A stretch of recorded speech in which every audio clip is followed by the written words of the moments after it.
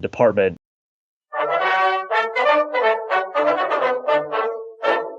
So we talk on this podcast a lot about movie vegetables, and Ikiru is one I had seen before and had probably put in that category. And when I sat down to watch it again this time, I was even kind of half on my phone, even though it's in Japanese. And I was just like, you know what? I've already seen it before, but I need to rewatch it. And I'm going to say, even though this is a Japanese movie from the 50s, that it's a step beyond when we talk about a movie vegetable where you just have to watch it because it's good. Because this movie was so compelling and so good, I sat the phone aside, even though I'd seen it before, and got totally engrossed, and just, it really did suck me in. And this is just a legit good movie that I can't believe how well it holds up. 67 years after its initial release, and it's about Japanese bureaucracy. Like, Yeah, I don't know. I was kind of, I honestly, I was kind of thinking the same thing as I was watching. I was like,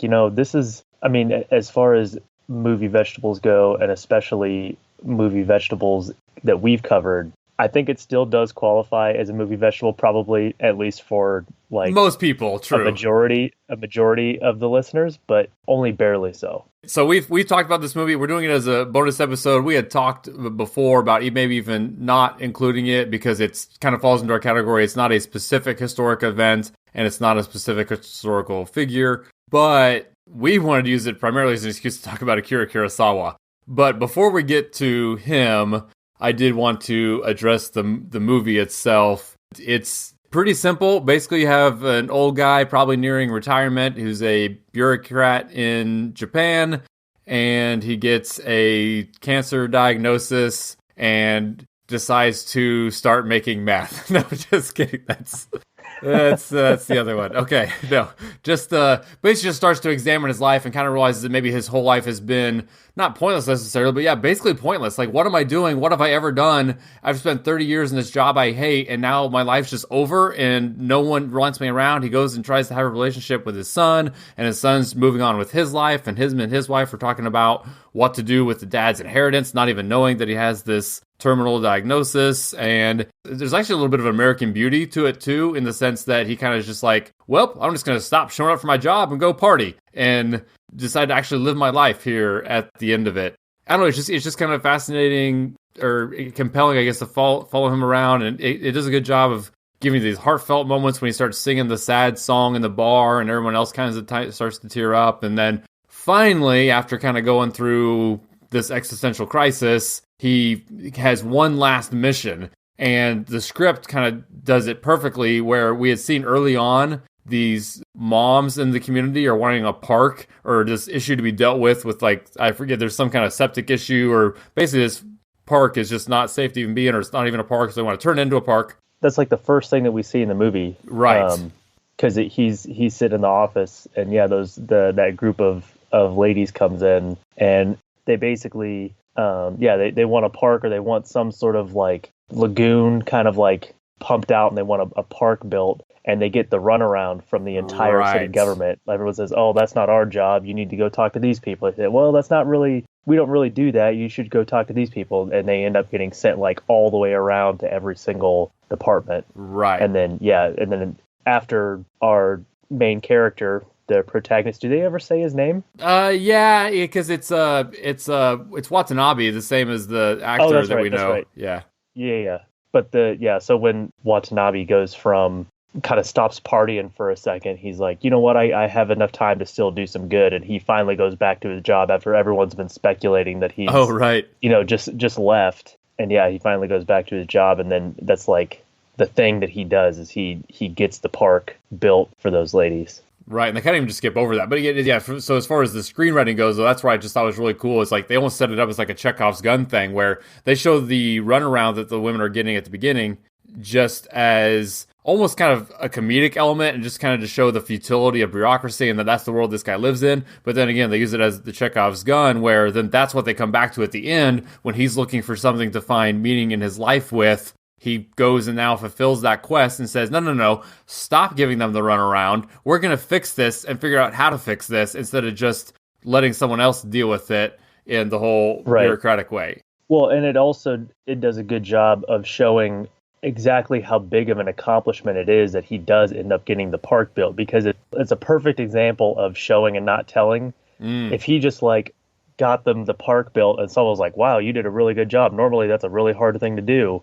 It doesn't really sink in as much as when we see the ladies go from department to department to department, and how frustrated they get. And they're still there, all those months later that he's been on sick leave or whatever. Right. And we even see the trouble he goes through, where he's getting the run around a little bit and basically just has to put his foot down and say, no, enough of this. Let's get it done with no real, he's not that important. He's basically in charge of his one little department, but just because he's stubborn, he kind of gets enough other people to get on board. And then, of course, he does ultimately die, and they're reminiscing a lot of this at his funeral. And then you got people swooping in, wanting to take credit for what he did. It's like, well, he wasn't qualified to build a park, not willing to recognize that the park wouldn't have been built without his spearheading the project. Yes, and everybody wants to take credit, specifically the deputy mayor. Mm-hmm. The politicians coming in, yep. Yeah, they all want to say, well, he was an integral part of getting this park built, but ultimately it was us that did it. And then that's actually a kind of a really interesting scene. I mean, I don't know if that qualifies as a single scene. It's like 25 or 30 minutes long there at the end of the movie. Yeah. But at the wake, when they're discussing whether or not he knew he had cancer, because none of them knew. Oh, right. They're debating it, right. And then as they're talking about it, they realize, you know what? No, they remember stuff. Oh, right. About, the little things that he said, and they come to the conclusion, he did know that he was going to die. And I think I don't remember which department head it was, or I think it was maybe one of the guys that worked in his department eventually is like, you know what? No, he did get the park built. Like, he is the guy who did this. Oh, and so he says, this is he was the guy who got the park built, and we should all be more like him, and we should have this courage to go to work and cut through all the red tape and just get stuff done like he did, and it'll be so much better for the city. Right. And then at the very end, you see them. Somebody comes up and asks for a project, and immediately the guy who took over the head of that department is going to send those people away, and that guy stands up like he's going to say something or say, no, we need to get this done, and he doesn't do anything. He just sits back down, and everything, the government just goes back to running exactly the way it did before. Right. Kind of like that spirit died with Watanabe on the playground. Right. And so, yeah, that's essentially the movie. And I want to talk about some of the elements before we come back to the filmmaking and why this movie is so well renowned. And we're still talking about it this much after the fact in Kurosawa. But first, one of the reasons we wanted to include this too is this is an opportunity to talk about bureaucracy in general as a human construct. And it's got a very bad rap, and largely justifiably so, but I also feel like there is a need for a certain level of bureaucracy in our society. Otherwise, you would kind of just have chaos, or everything would be subjective, and you kind of need to have certain steps to get things accomplished, or it would actually be messier. So despite the mess that bureaucracies cause, I think they also help lessen overall chaos most of the time. It's complicated. Yeah, well, and I think bureaucracies, it's almost like it's turned into kind of a bad word. Right. Just because of what it's kind of morphed into. Obviously, when it was first started or was being studied, it was like, oh, well, if we have these like written processes for everything will be so much more efficient. But I think the main issue is that you'd end up with processes for processes for processes, and people developing processes to kind of safeguard their positions versus actually making things efficient. And that's even a line in the movie where they basically say the best way to keep your job is to do nothing. Yes. So yeah, basically the definition, and again, I'm not going the full Webster's thing, but just, generally speaking, it's just administrative systems of institutions. And, with non-elected officials, they kind of have to make policy or just run whatever thing you're talking about. So every institution is going to have some level of bureaucracy organizing its own structure, whether you're talking about a school system or a bank or business. There's going to be just some level of administration, bureaucracy to run the thing. And I thought it was interesting seeing the origin of the word. So the French came up with it when they were kind of first studying it in the 18th century, but it's the combination of the French word bureau and then the Greek for power, which is, kratos or whatever. So basically it means the power of the desk. in a sense, or the power of the office is bureaucracy. Okay. And so I thought that was kind of a neat origin. And then it was Max Weber, who, again, I'm not super familiar with, was a name I had heard. He actually studied them quite a lot and seemed to actually advocate for the necessity of bureaucracies.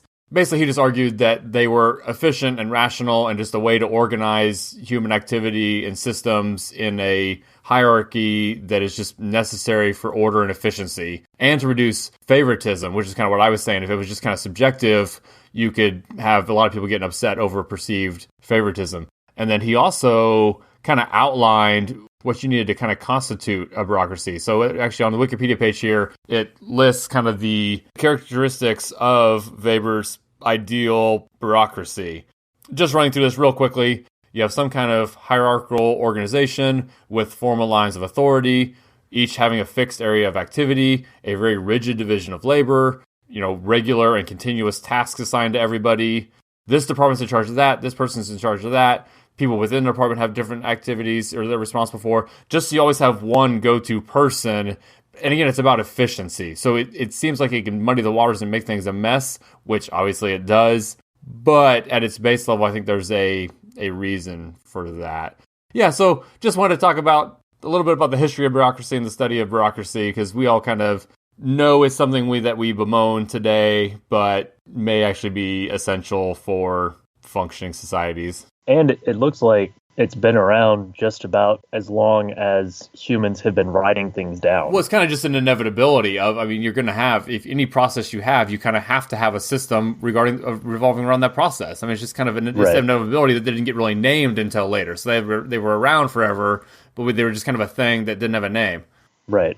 So then the next step is to talk about where this movie is set. So this movie is from 1952, Japan. The script was actually finished in early 52, so it actually timed out. It would have been written during the Allied occupation still. The Allied occupation post-World War II also ended in 52, basically right after the script was finished. So the movie basically came out in the post-occupation era, but was produced, or at least written, during the occupation era. So that was just kind of an interesting transition for Japan. I didn't catch anything. Was there any mention of, culturally what was going on at the time? Was there any mention of talking about the war or talking about the occupation? I didn't catch anything, which I thought almost lent to the movie's kind of timelessness, where it's like, great point. Obviously it's black and white, and, you look at how the people are dressed and you look at the cars, okay, that's the 50s. But it's not necessarily one of those stories where it can only take place in the this is one of those movies that's probably infinitely remakeable for whatever time period, because it's just a guy who's going to die living up his last days, which actually when we get to talking about Kurosawa, there have been multiple remakes and homages to his stuff. Yeah. Oh yes, we will get to that. And no, you're absolutely right. There's almost a confusing lack of reference to World War II in this movie, but it's not like it's set in 52, but made in the 70s or 80s, and they just forgot to include it. It's no, this was made basically at the tail end of the occupation, and they just still chose to ignore it or any mention of the war or the Allies. There might be a few mentions of people who fought in the war based on their ages and stuff, but it's just basically ignored. And I did watch a video on YouTube to kind of get a quick summary of the occupation. So you could compare it to when we invaded Iraq in the early 2000s and our failure at nation building in the aftermath of that. And Japan was kind of the total opposite, where it just went great. We made a point to not vilify the emperor, which kind of helped keep him in power and ease that transition. And basically it was almost kind of a no-fault thing, where we basically gave everyone was forgiven. And I say no harm, no foul. There was obviously a lot of harm and a lot of fouls, but the past was the past, and it was all about moving forward. And the Japanese bought into the American help, and within a very short time, the economy was booming. So there was a lot of American aid and presence that the Americans did pull out in 1952, and it was just kind of a smooth transition. And the Japanese economy was quickly booming because of that assistance, and they're buying into that assistance. And there wasn't any we saw with, a million places all over the world, various factions vying for power that just couldn't get along and just the transition didn't work. Japan just seems to have mostly lacked that. And the transition was just great. And that's why, today you don't even think about them ever having really struggled, but obviously they did in the immediate post-war period because they didn't have food.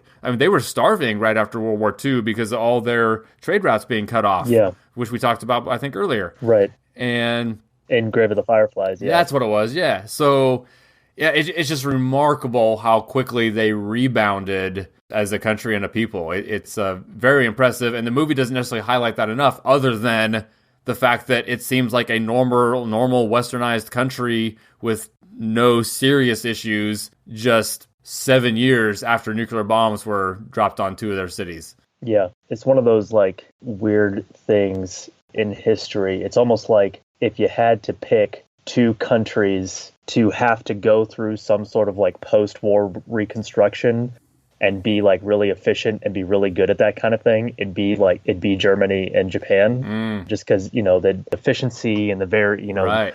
We're going to do this and do that. And are you familiar with the comedian Eddie Izzard? Yes. Okay. He in one of his stand-ups from like 1999 or 2000, he talks about how the Germans and the Japanese should have, like, they should be the peacekeepers of the world. Like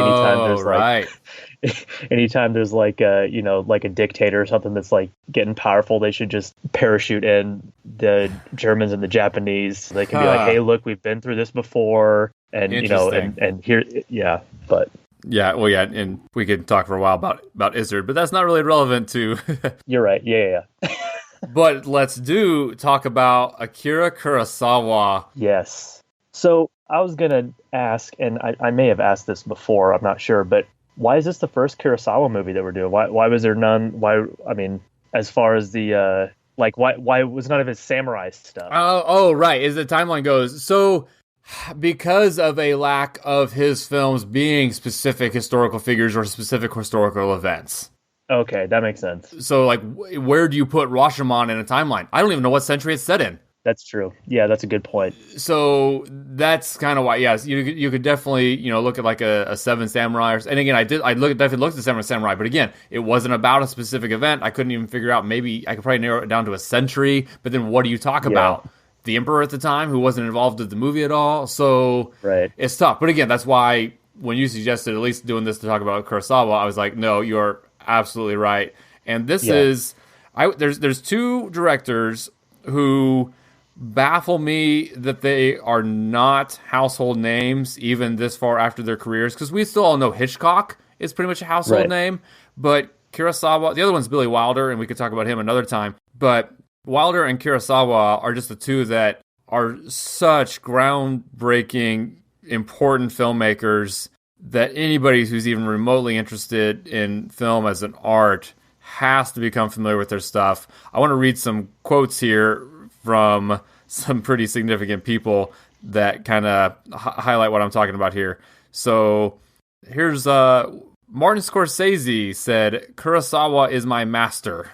Steven Spielberg said, "I have learned more from him than almost any filmmaker on the face of the earth." I actually transcribed these quotes from a video, so it's not like someone supposedly said they said this. Like, no, I saw them say this on a YouTube video. Like, they said this. And, another person mentioned that one of the greatest artists of the 20th century, regardless of filmmaking, just artist, period. And then what you hinted at earlier is the influence that Kurosawa's work has had on movies since then. And it's unreal. Even if we have listeners who have never heard the name Akira Kurosawa, I can all but guarantee that they've seen a movie that, if not a direct remake of one of his movies, is inspired heavily by one of his movies. Absolutely. And we're going to go through them, yeah. Yeah. So just a few examples of straight up remakes. The Magnificent Seven cowboy movie. Yep. Yeah, it's a remake of Seven Samurai, just set in the West. Correct. Which Seven Samurai is a Kurosawa movie. Another one, doing research that I guess I didn't realize until it was pointed out, the movie A Bug's Life. Oh, I saw that. Yeah. Is basically Seven Samurai. And I was like, oh yeah. I don't know if I've ever actually seen A Bug's Life, but I can see that. Yeah. Yeah, I was like, oh yeah, that makes sense. It's yeah, all the same beats are there. Another one of his movies that's remade a lot or has had a lot of influence on other movies is the movie Yojimbo, which is another samurai movie.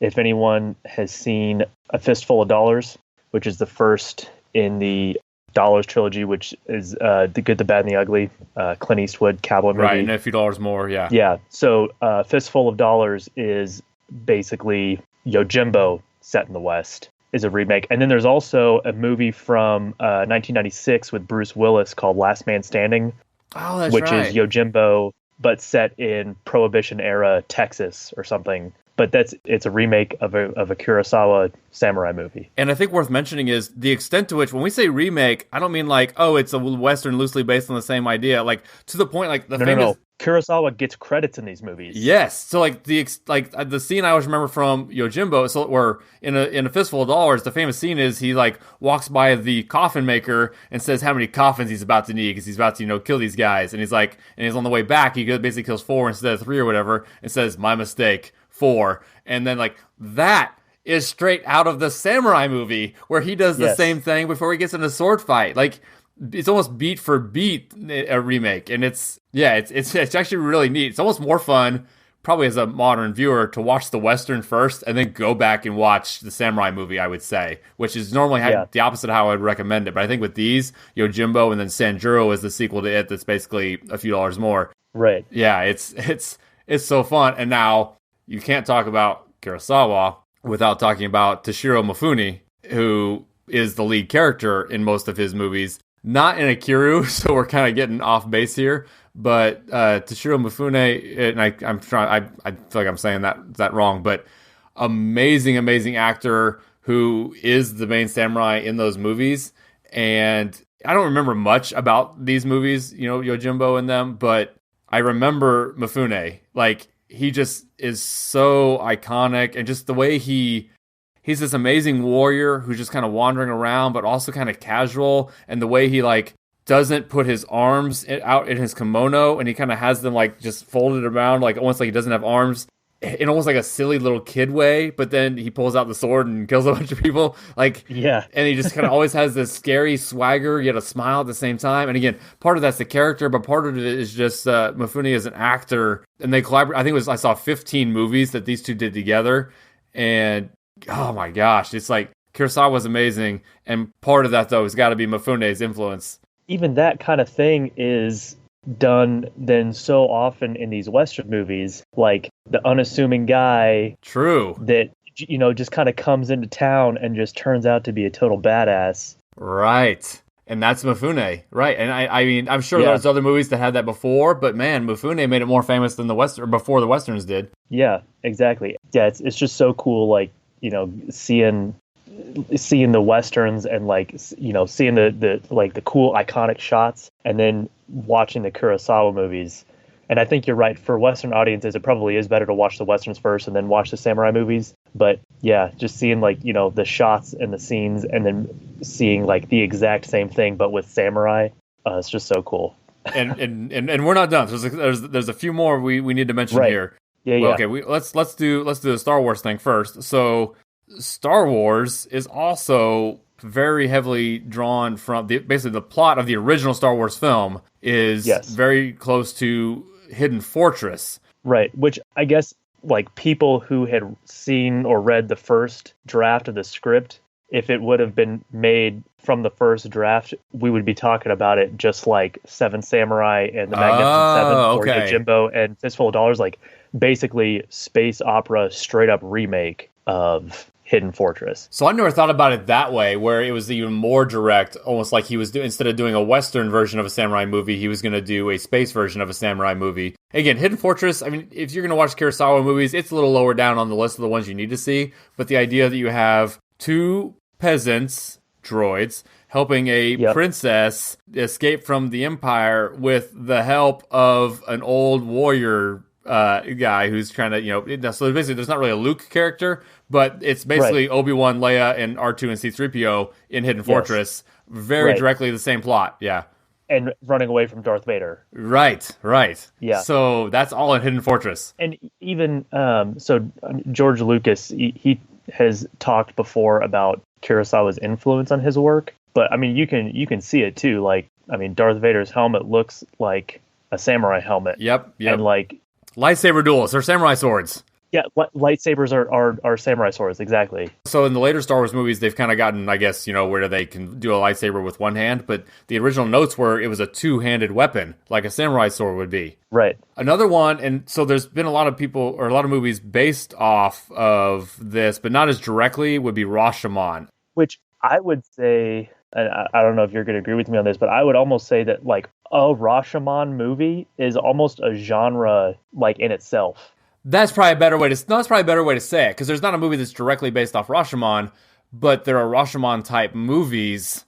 So the idea in Rashomon is the whole idea of an unreliable narrator, and you get a story told from three different points of view. So it almost tells the whole story from scratch three different times, and each one's different, and you actually ultimately don't know the actual truth, and that's kind of the whole point of the movie. And the story that they're talking about is the rape and murder of a woman, and this movie's from 1950 Japan. It's just fascinating. Absolutely fascinating. I want to say that would probably be my number one recommendation. If you've never seen a Kurosawa movie, start with Rashomon. Yes. And you will be quickly hooked. And then the last ones I wanted to mention, this goes the other way. Movies that Kurosawa based on other projects, and that's his ones based on Shakespeare. Okay. So on top of everything else we just talked about, he did a couple movies based off Shakespeare plays that he turned into samurai movies. So Throne of Blood is straight up Macbeth. Like, same as you were saying, like Kurosawa getting writing credits. Yeah. Shakespeare gets the, inspired by or based on for Throne of Blood. It is literally, I've never seen Throne of Blood. Oh my gosh. It's literally Macbeth. That's awesome. It is actually Macbeth as a samurai movie, like beat by beat with the witches and everything. And then the other one that I actually probably preferred Throne of Blood, but it was actually his last Best Picture nominee was Ron, and his lone Best Director nomination, because I feel like Hollywood was a little late to the game in rewarding his work. So Ron in 1985 is King Lear. Okay. So that's like his last big samurai epic, almost 3 hours, samurai epic, and it's King Lear, and that was his lone director nomination. Speaking of the Academy, how did he never get any director or Best Picture nominations before? Is it just because none of his movies were popular in America because they were all in Japanese? I'd have to do a little more research on that, because I don't know to what extent any foreign films crossed over into the Oscar world. Like, they were seen, obviously people were seeing the movies and they were having success, because we even talked about that with Pather Panchali getting some love in the 50s. I won't say it was late to the game. Like, maybe by the time everybody saw Seven Samurai, it was 2 years later, and you don't nominate it at that point. I really don't understand. Because, like, I don't understand. It's one of those things where, like, whatever movie actually won that year, there's no way that they're as good or as influential as whatever Kurosawa movie came out that year. Right, everything we just mentioned, it's like, yeah, you're right. None of that stuff was getting Best Picture nominees. It's a good question. Because he deserved it. I mean, Rashomon should have won Best Screenplay. I don't care what it was up against. Yeah, for sure. Kurosawa did ultimately win an honorary Oscar in 1990. But yes, so Hollywood and movie makers all around the world recognize the greatness, importance, and genius of Akira Kurosawa. And Logan and I heartily recommend his work. And again, some of it's not for everybody. Like, I did watch his Dreams from 1990. Didn't really care for it as much. But his samurai stuff is like, that's super accessible. Anybody can enjoy the samurai movies. Yes, and then Ikiru, that's again not really in either category there. Right. Yeah. So back to Ikiru specifically, part of the reason it is so engaging, aside from the performances and the script and everything, it is the direction. You watch this movie and you can just tell, like, some of the shots and like the iconic idea that this guy died on the swing in the park he got built during like a light snow, and they kind of show that image of this old man on the swing set in the snow, and that's even like the cover of the DVD, and singing that song, singing the same sad song. And we should also mention Ikiru means to live. It's just Japanese for to live, which I did see some of the people thought it was a little maybe too cheesy of a title, but Kurosawa ultimately won out. It's one of those things. It's like his movie about the Seven Samurai is just named Seven Samurai. Right, but that's a little different than making it the theme. Like making that one, I don't know, like good versus evil. It'd be like calling Seven Samurai good versus evil. Yeah, I guess. But anyway, it's great direction. It shows like just the filmmaking, just some of the images in Ikiru. They're just interesting. It's intriguing to watch his movies. Like they're just well shot, and he's just a high level director. It's just there's just no denying it. Even this movie, even Ikiru has had multiple. I mean, there's an actual like made for TV movie in Japan. Right. Direct remake that's called Ikiru, but there's another made for TV movie called High and Low in Japan, which is also based on Ikiru. And I guess there was a movie in 2010 that came out with Javier Bardem that was directed by Alejandro Iñárritu called Beautiful, and it's basically I've seen that. Yeah, it's Javier Bardem is diagnosed with cancer and making peace with his existence in his final days. Oh, true. The specifics are so different, it never crossed my mind. But yes, I would say that's accurate. And that's beautiful. That's actually that's a very depressing movie. It's dark. Yeah. But yeah, I didn't think about the plot being so similar. And then Ikiru is a 100% on Rotten Tomatoes.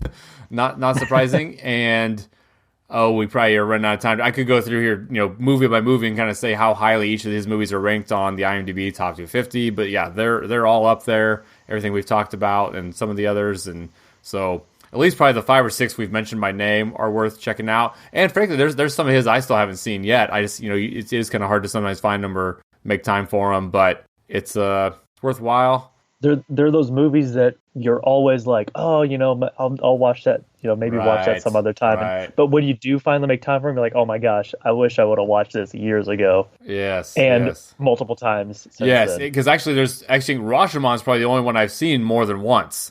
I think I've seen Rashomon 3 times, and everything else I've only seen once, and I need to watch them again and again and catch. Oh, sorry, Ikiru I've now seen twice, and then catch up with some of the ones I've missed. And yeah, so thanks for listening to our what do you even call it? Our worshiping of Akira Kurosawa.